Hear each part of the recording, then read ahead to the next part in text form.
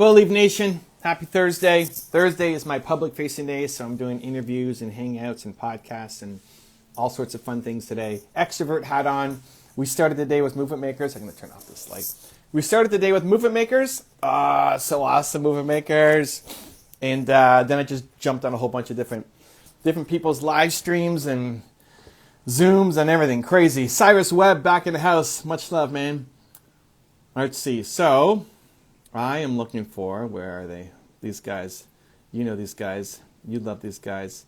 I hope. Hold on. Why can't I click? It's so hard bringing people in. Hey, where is he? Alan, leave a comment. Leave a comment in the, it's easier to bring you in from comments. Just put hey or something. Leave a comment down below, and then I can bring you in more easily. Kind Conrad, giving some muscles. I like it. How are you? Feeling good? Appreciate the love. Where's Alan? What's up, Evan? All good?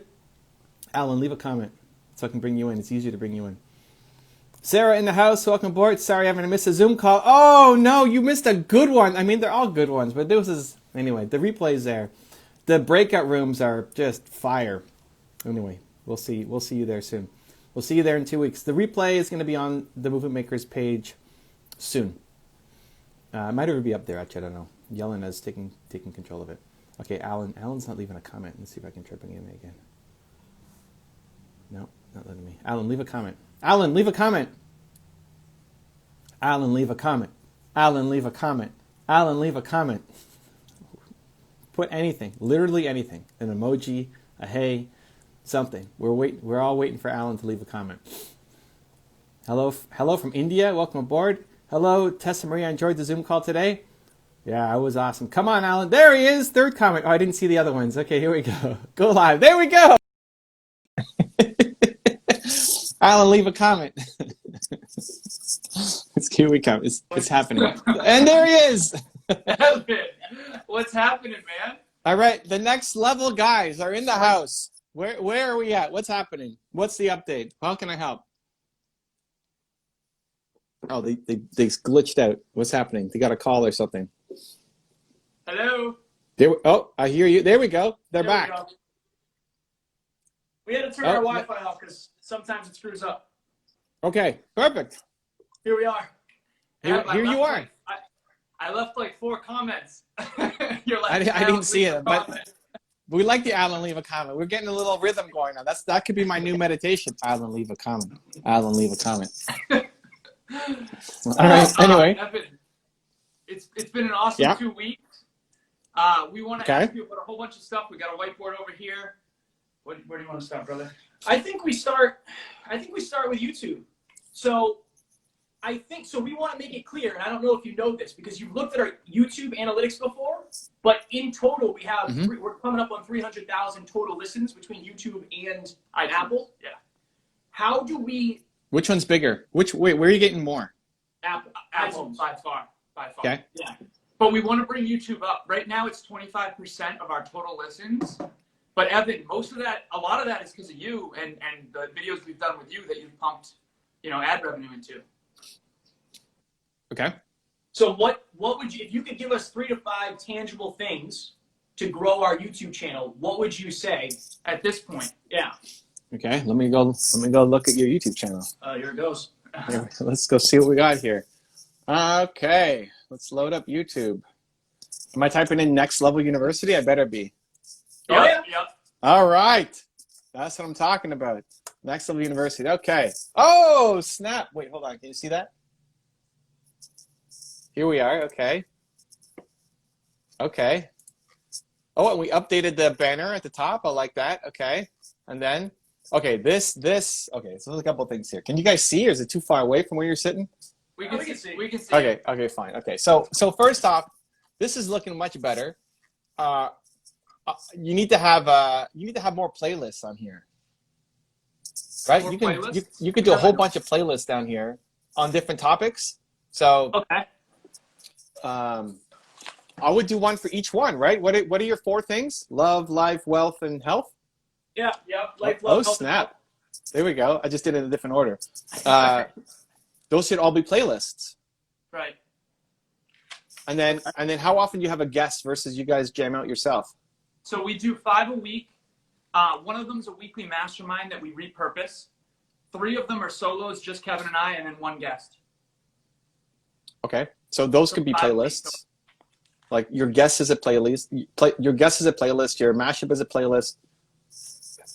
So give people options for where they're going to go.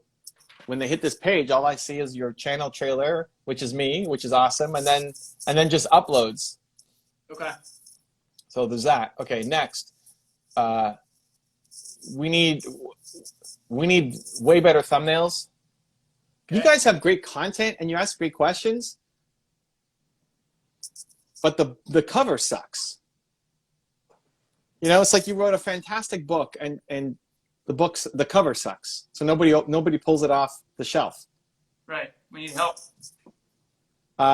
Yeah, I mean, you either need to do it better or you need help to someone to do it with you or for you. Do you have a graphic designer doing those? Do you have a graphic designer doing your thumbnails, or do you do those? Or I mean, I play in it, but I'm not doing all the thumbnails.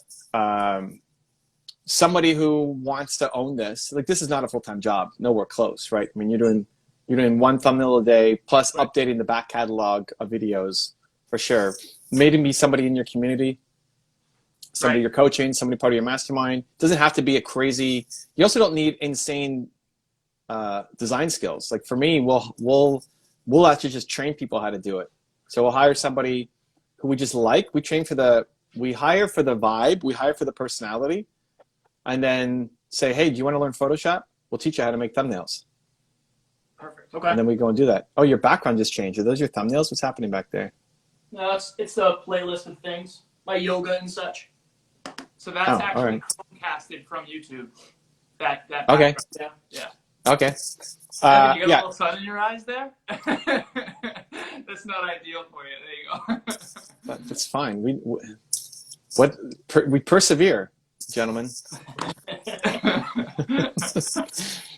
So yeah. So these thumbnails, these thumbnails suck. You can't see anything.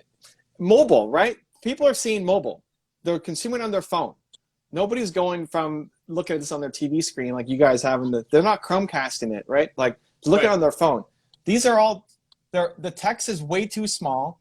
I can't read it. I don't even know who these people are. It just looks like 2 buff white dudes sitting down, right? Like I want people to recognize you. I want people to recognize your face. I want people to recognize the next level guys. I want people to instantly recognize your thumbnail and want to click and watch it. So would you suggest something like, would you suggest a template like this rather than stills from the actual episode? That way we can customize it better?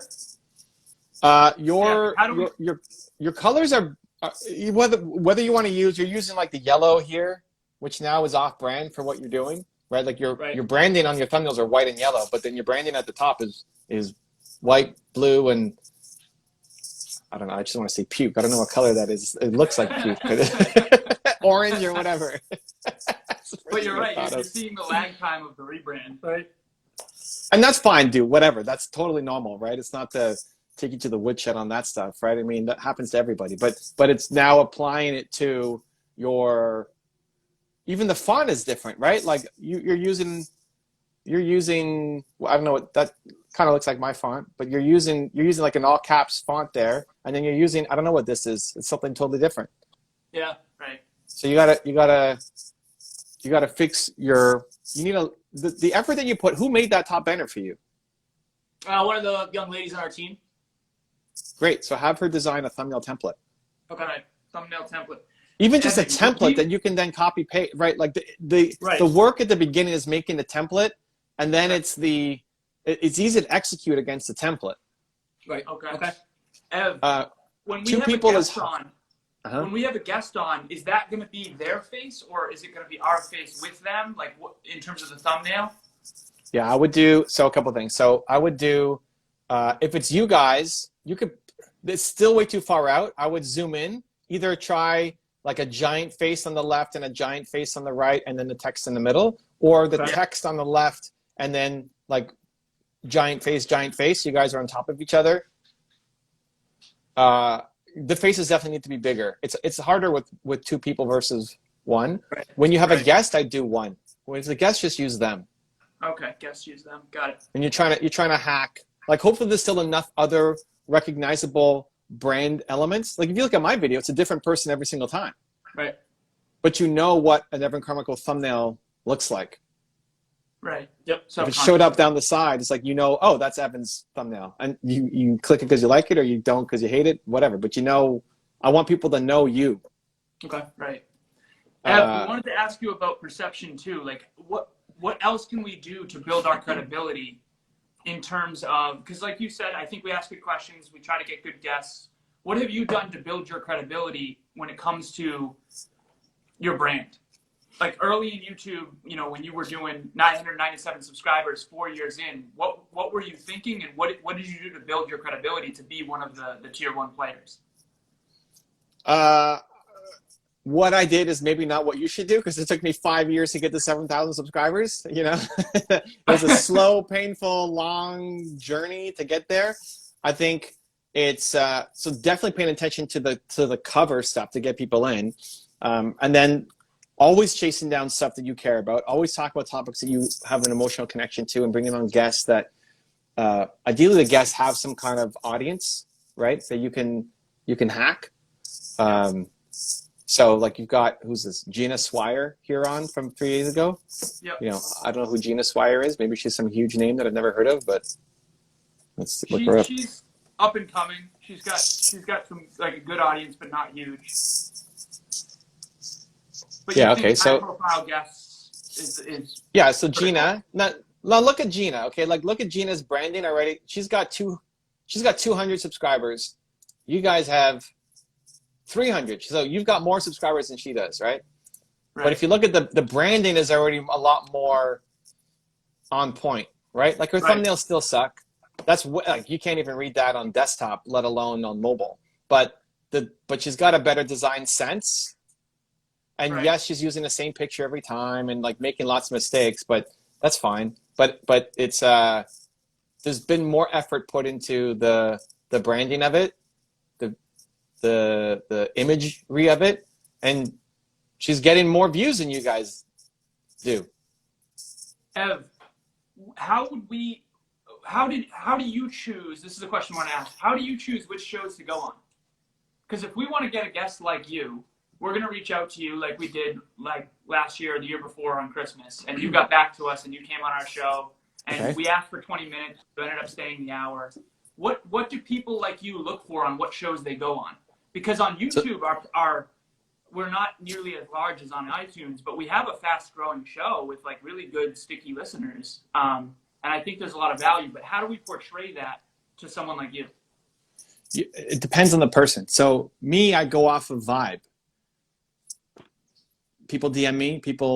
Most of it comes through DMs, and most people don't get a response, or most people have an extra hoop to go through or something.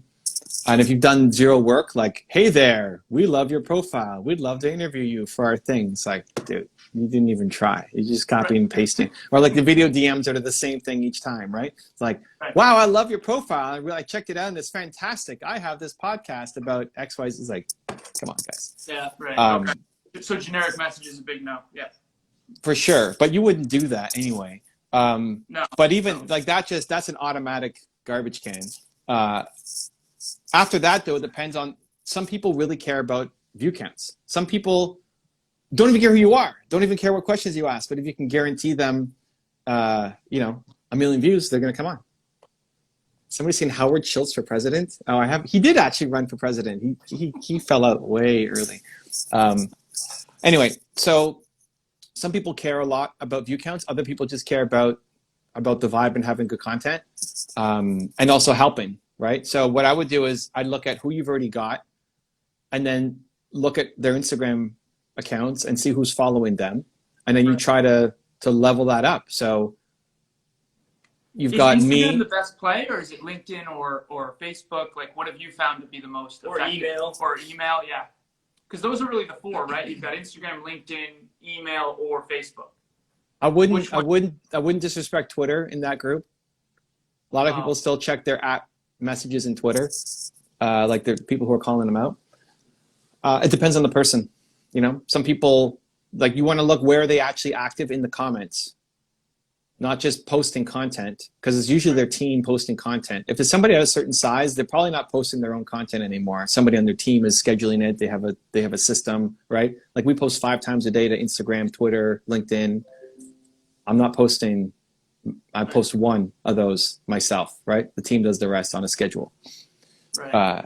So where are people actually active in the comments? So you can go to anybody's account and see what they're doing, right? Like, if you want to hit Gary, Twitter is going to be your best bet because he cares about his Twitter comments. He's most active in his Twitter comments. It doesn't guarantee a yes or that he'll ever see it, but Twitter is where he's most active in responding to people compared to anywhere else. So that's what you're looking for. Go to somebody's IG and see, did they respond to comments? Go to somebody's YouTube channel and see if they're responding to the comments. And if they are, then your goal now is to be the first person there, because frequency, if they just got up and, right, you want to be the first one, not responding to something that's 4 years old or something, or even like 4 days old. But you hack the audience. People who follow me and follow Dave Meltzer, there's already an intersection there. As well as whoever else. Like, who's a third person who's most like me or Dave? We've had Dean Graziosi, Anthony Trucks, Mark Metry. Great. I don't know Mark, but the other 2 I know. Yeah. And so you look at the intersection of who is following, whether it's you guys doing it or assistant, whatever, who follows. We should recommend you for Mark's show, Humans 2.0. Really good podcast. He comes in the studio every other week. A close friend of ours, awesome guy. He's got north of 12 million listens on his podcast. I'm surprised you've never met him. I don't know podcasters. I mean, I'm on shows all day long, but where is he on YouTube? I don't know if he's on. I don't think he is. So then he doesn't exist. Evan, I'll put you in touch. Anyway, jokes aside, you plot out who's following those people, where the intersection is. So which people who you want to have on who also follow me and Trucks and Meltzer. And then when you reach out, just like if you reached out to me and you said Mark's name, like, hey, we'd love to have you on your show. We love what you're doing. You have some customization. We've had people like Mark on. That means 0 to me. I have no idea who that person is. But if you said Anthony Trucks, I know who that is. And Mark may be way bigger than Trucks. He might be looking at, say, like, Trucks is a guy, and I love Trucks. He's my guy, right? Like, I was hanging with him in Puerto Rico this year. I love Trucks. So that means something to me, but Mark doesn't. And it's just, what does the market value, what does that person value? Exactly. Right. You might think Mark is the biggest thing ever, and I have no idea who he is. So when you're DMing me, it doesn't mean anything to me. But if you said Trucks or Meltzer, that would mean something to me, right? Evan, so we look at who you follow. Is that what we do? Is look at who you follow and then see who we have a connection with already? Okay. Who do I follow? And then who does Dave follow? And who does Anthony follow? And where's the intersection? Right. Because if it's who am I following, and it's only one person, but look at who's, like, do the both, like, who's following me back. Right. Even if I'm not following them, if they're following me, they know my name. Right. Right? It doesn't even have to be the follow back. You can it's just easier, because to go through however many followers, I think if you go on mobile, it sorts by verified accounts or something first. I'm not sure. If you look at it on desktop, it's just a total disaster. Oh, but it's mayhem. if you're looking at who's following me, I don't know, with 200,000 followers or something, right? Most of them probably aren't people who you want to have on your show, but there will be someone there that you recognize. And even if I'm not following them back, they know who I am because they're following me. So my name would mean something to them. To them, right? Okay. And then how much of an overlap is there with people who follow Dave and people who follow Trucks and people who follow whoever else? Dean, right? Like, Dean's got 1 million people. So that's going to be a big list to start going through. But if you see that the same person that you really want to have on your show follows me and follows Dave and follows Dean, now you know how to make a great DM to reach out to them. Whether it's a DM on Instagram or Twitter or email or phone call or whatever, you can tell your story and what you love about them, but that you've also had these people on. And then they may not care as much about the views because, those people are on, I'm following all those guys. I love those guys. If they said yes, it's the cosign to say, okay, you guys are in. Cool. And then they might even go as far as to check with you. So the credibility will go. Oh, yeah, no. Like people do that too, right? To say, hey, these guys reach out to me. Like, I don't know who they are. Yeah. Right. We know Evan. Yeah. Oh, no, that happens, right? Like that happens. It's like, hey, we've reached out to Evan, and it's like, sorry. I mean, no idea who these guys are. But you have the episodes that you can link up. If they actually reached out to me or Dave or Truck, like we're gonna say nice things about the episode, and that's a great way to hack it versus going in cold. In terms of hacking, and obviously this is something that we're really going to double down on and figure out because it's different with YouTube and podcast, but where we don't necessarily have a monetization point within the podcast other than our other services, is it worth taking a 1-minute Dean Graziosi teaser clip and throwing money at that to bring people into the show? Would you recommend that? The way to do it isn't to, you could do a 1-minute clip. Your best bet is to do a suggested play. So you take Dean's video and you throw it on YouTube against Dean's audience. Okay. Or you take my video and you throw it up against my audience. And then you pick, like, do you want United States only? Do you want the world? And it's a suggested play. Okay.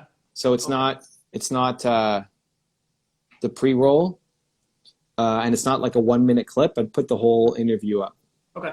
So same thing with Dave. Okay. What we also started doing too, we have a folder of a bunch of invites. So Ryan Holiday, I don't know if you know him, but we love his book, The Obstacle is the Way. Okay. Yeah. So we have a really nice camera where we do in our studio, and what you see on YouTube, we basically did a personalized invite of, hey Ryan, we read The Obstacle is the Way. We know Eddie Pinero. We know you've interviewed him before. This, that, and the other thing. Like it's a personalized invite that we put in an email to his team.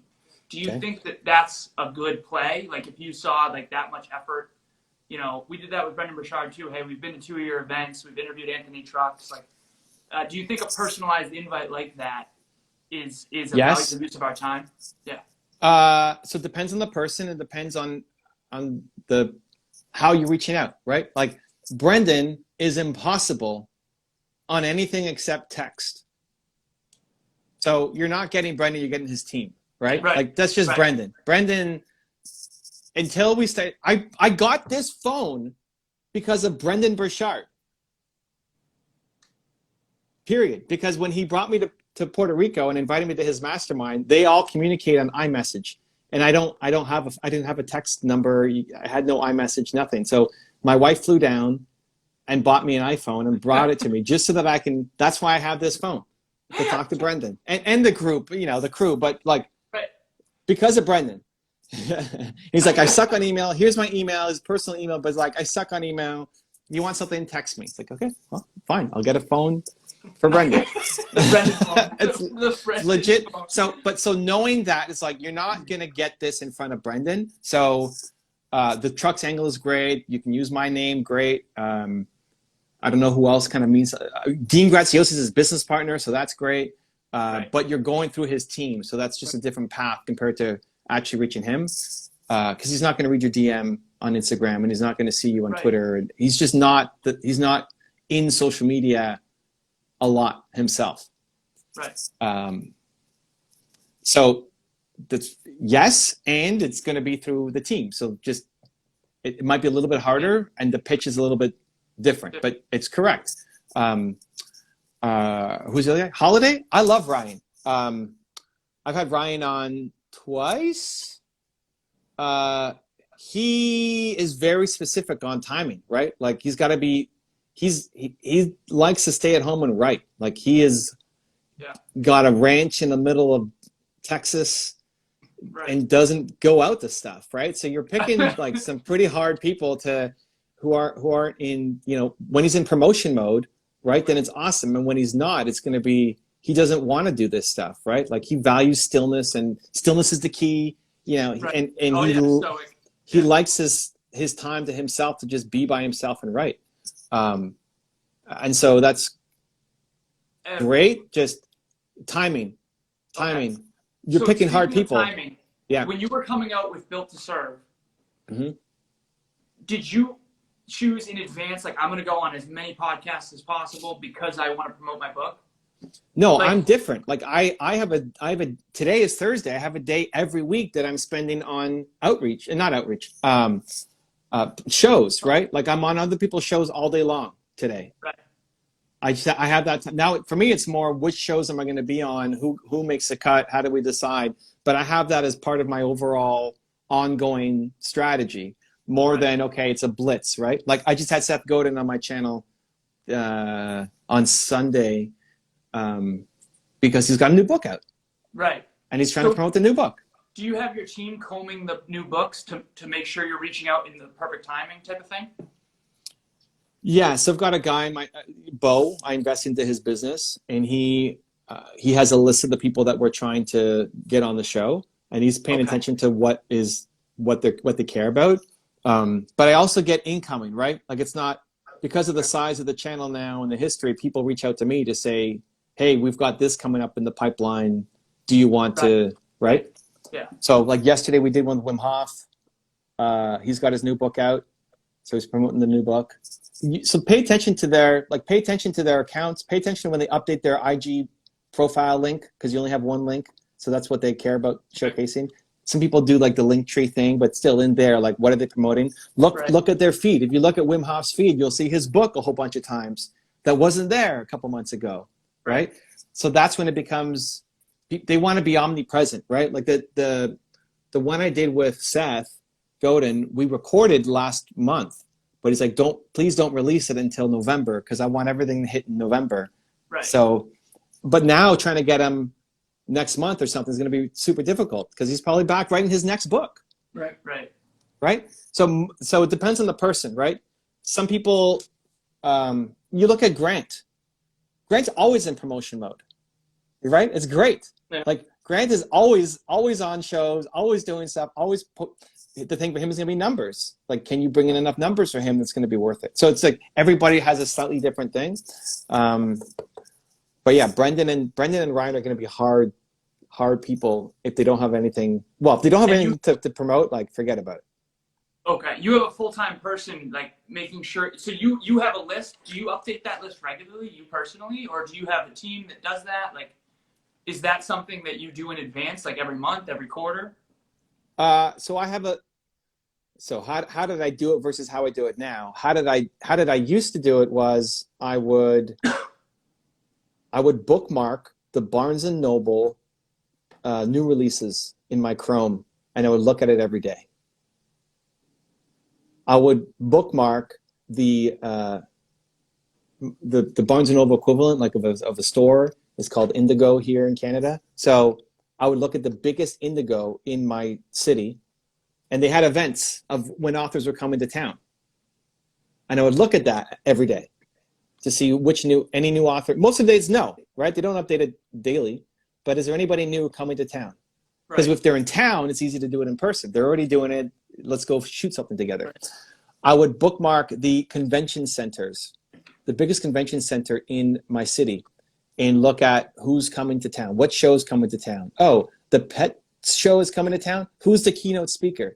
Maybe it's Cesar Millan and we could do something together, right? It may seem something totally off base, like pets doesn't fit my brand, but who are the speakers there? Or the yoga show. I'm not a yoga guy, but who are the keynote speakers? If they're already coming to town. This is a hack that I figured out from Guy Kawasaki. I don't know if you know the guy, but he, legendary marketer, he was coming to Toronto, my city, to speak at the Art of Marketing. And he messaged me to say, hey, I'm already speaking here at Art of Marketing. I can come talk to your group. Like, let's go do something together. I'm already here. It's like, okay. Like, they're already here. They're not like full up on their schedule usually. So if you can make it easy to go meet them at their hotel, like obviously Corona, you can't do it now, but you'll meet them at their hotel room, or you'll book your own hotel room, like right next to them or something. And it's super easy for them to go. Yeah, it's easy. Like, I'm already traveling. I'm already there. You guys want to have a talk about whatever my new thing is that I'm promoting? Awesome. So, and it's great when it's in person. It's also great for the connection for you guys to have the, like, you shook their hand, you met them, they remember you more than just a Zoom or IG Live or something. So I would do that every day. I have like 30 tabs that I open every day, and those would be some of them. And then I would just try to find connections that fit. And then if somebody was coming that I wanted to meet, I would try to find my way to that person, because people would normally announce like a month or two in advance. So you've got a month or two to try to figure out, how do I get to this person? Who do I know? Who knows? How do I find them on social? And sometimes it worked, sometimes it didn't. Like, I didn't get Anderson Cooper in time. He was coming to Toronto for his book. Right. I don't know anybody who knows Anderson, but I tried to make that connection. I didn't get Wayne Gretzky in time, hockey player, Canada. Again, was coming to the local bookstore. And it's a big bookstore, right? Like, what city? You guys are like right in Boston? We're near Boston. Yeah. We're in Worcester. Yeah.